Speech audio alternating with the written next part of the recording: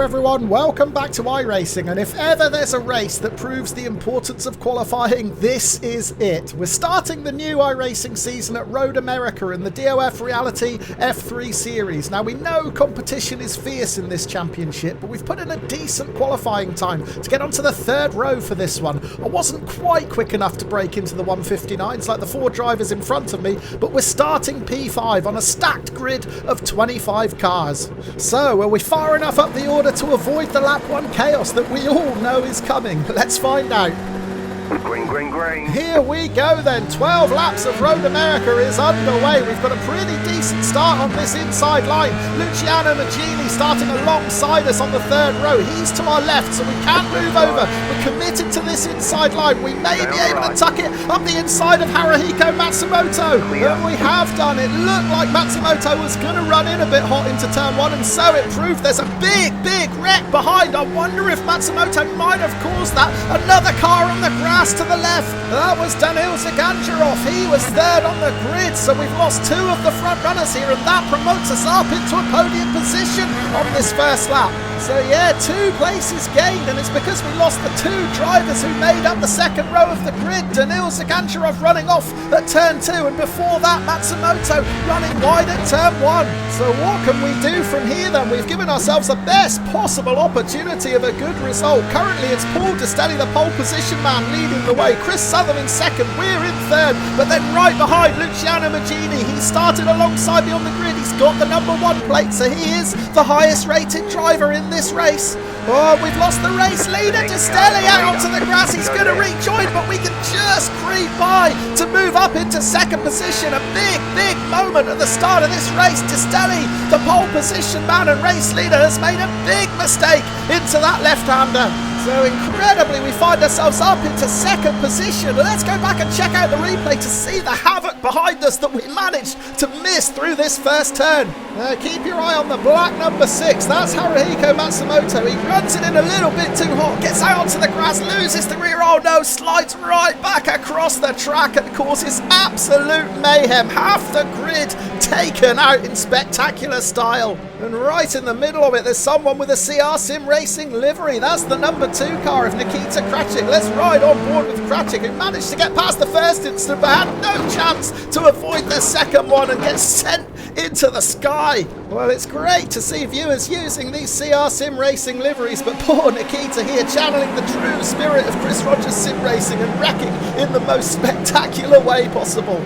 But yeah, this incident sure is a reminder of just how important it is to qualify as far up as you possibly can. Had I been in my usual position of P10, 11 or 12, I would have been right in the middle of this melee, but thankfully we've survived it. So we're back to the live action towards the end of lap 3. Now I'm still in second position, but I am a realist. I can see the faster drivers behind me closing me in slowly but surely. No, the driver behind me is still Luciano Magini. Now, we were pretty similar in qualifying. In fact, I was a 10th quicker than him. However, he does seem to have found a little bit of extra pace in the race because he's been taking about 2 or 3 tenths out of me each lap. Confirmation from crew chief that the race leader, Chris Sutherland, is already in the 159s. Now, we know that lap time is beyond us. Oh, look at that P4, a 159.6. That's Paul Destelli, the pole position man. Well, we know he was quick, and he's going to be charging back through the pack on mistake through turn 2. I just downshifted to second. What was I doing? That is going to completely destroy our pace down this long straight. And look at Magini behind. He's not going to need a second invitation. He moves to the inside. We're powerless to stop him going by here. We're so down on pace thanks to that downshift. But honestly, I think we'll stand a better chance of staying ahead of Paul Destelli in 4th if we tuck it behind the number 1 driver, Luciano Magini, rather than trying to defend against him. So let's jump forward to lap 5. The plan has largely worked. We're still in front of Destelli, but we were always going to be against the odds. Destelli is so quick, and he is now within a half a second of me. Now, I was hoping that Magini in front would give me a target to chase and help me raise my game, maybe go a 10th or 2 quicker, but that hasn't materialised so far. And we have kept to within a second of him, but that's not good enough. Destelli is closing in. Look in the rearview mirror now, he's closing right in, and there's contact. He taps the rear and he's lost it. Destelli has crashed out.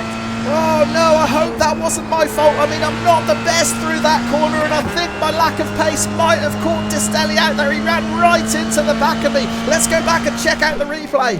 I mean, I don't think I did anything wrong here. I braked at my usual braking point. I was a little bit deep into the corner. There was a slight gap on the inside. Maybe Destelli was going for that gap. Let's have a look. I mean, he's clearly quicker through here. Yeah, he just gets a bit too close.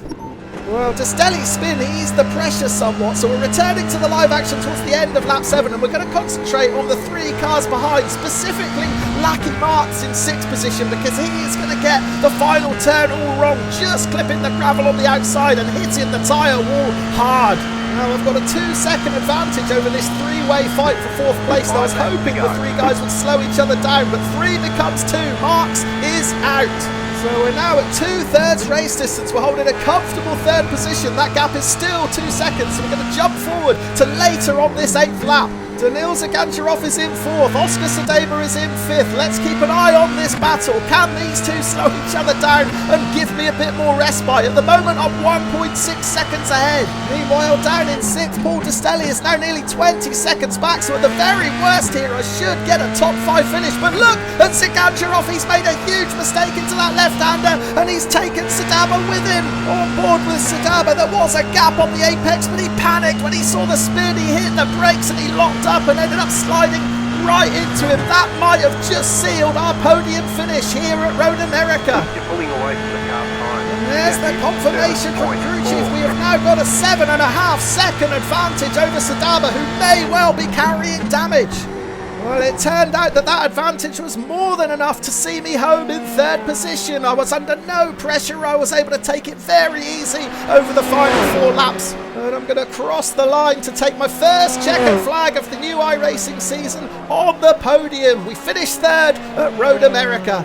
So yeah, it turns out this great result was all due to my performance in qualifying. I managed to avoid the carnage on lap 1 and bring it home in 3rd. My fastest lap in the race was a 2:00.5, so about half a second slower than I managed in qualifying. But to be honest, for the majority of this race, I wasn't under too much pressure, so I was taking it safe and steady. So another podium in this F3 car. I mean, I haven't raced it for a couple of months, but the last time I did at Hockenheim, I got onto the podium there too. It was a cracking race. If you haven't seen it, check it out on screen now. But that's it from Road America and from iRacing for this week. Thank you ever so much for watching. Let me know what you thought of the video in the comments below, and I'll look forward to seeing you on the grid for the next one. Cheers.